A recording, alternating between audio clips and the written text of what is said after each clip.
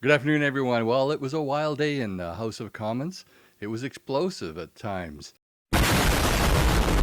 And afterwards, they called the head of GC Strategies to the bar. Afternoon, everybody. No! And admonished him. Welcome to my channel, and let's get into it.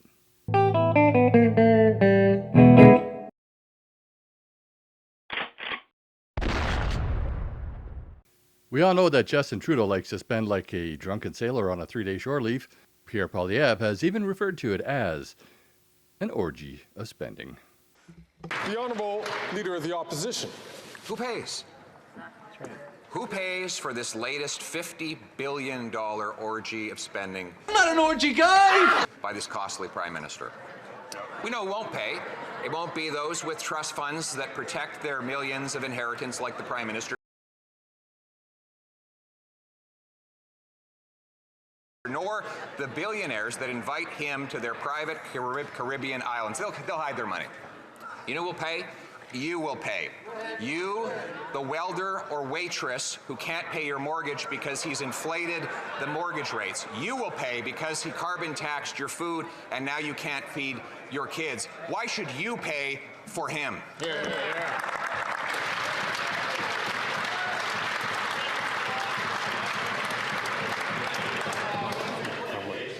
My comment still applies. The Right Honourable Prime Minister. Mr. Speaker, it is interesting to see the lengths to which the Leader of the Opposition will go to avoid saying that he is choosing to stand with the ultra-wealthy, against the middle class, against young Canadians. When we first got elected and raised taxes on the wealthiest 1% to lower them for the middle class, the Conservative Party and that leader voted against it. We are asking for the wealthiest in this country, the wealthiest 0.1%, to pay more in taxes so we can support the middle class, so we can restore the dream, particularly for young people, of home ownership, of a brighter future that the world is taking away from people all over the world. The Honourable Leader of the Opposition. Mr. Speaker, the Prime Minister likes to blame the world for the problems that he caused. He doubled the debt, doubled the rent, doubled mortgage payments, doubled the needed down payment, and now he's doubling down on the same costly mistakes that have made life unaffordable for Canadians. When will this Prime Minister realize that he's not worth the cost and that repeating the same thing 9 times and expecting a different result is the definition of insanity?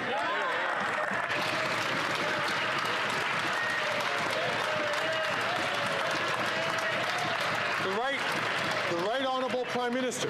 Speaker, what the Leader of the Opposition is saying is that he stands with the ultra-wealthy 0.1% in this country, and everyone else is on their own. As he slashes investments, as he doesn't build the homes necessary, as he doesn't have a plan to fight climate change and create good jobs, as he has stood against affordability measures, as he stands against seniors getting dental care, Mr. Speaker. He is choosing to stand with the ultra-wealthy while we are investing in Canadians and building a stronger future that is fair for everyone. I'm calling bullcrap on you.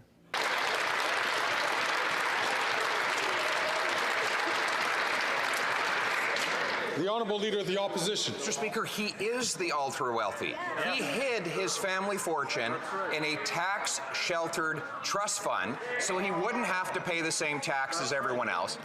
He vacations with the ultra-wealthy on their private islands in tax-preferred locations where they can hide their money and avoid paying their fair share here in Canada. And now he's paying off the ultra-wealthy by spending $54 billion on debt interest, more than on health care. Why give more money to the ultra-wealthy bankers and bondholders instead of the nurses and doctors?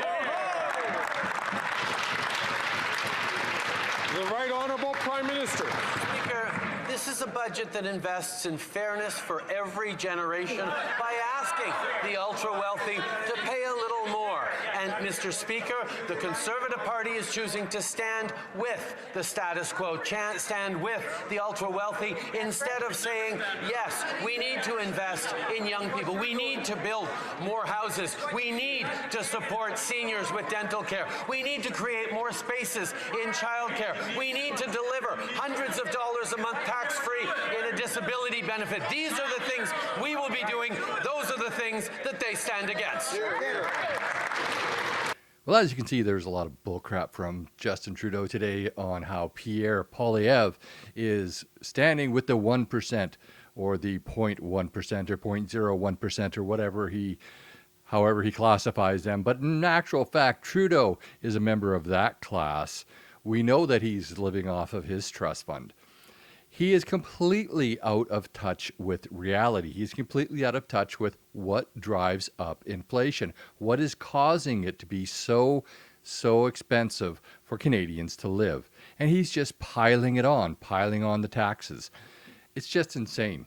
All his new budget does is spend, and that means that we will be in worst shape come this time next year.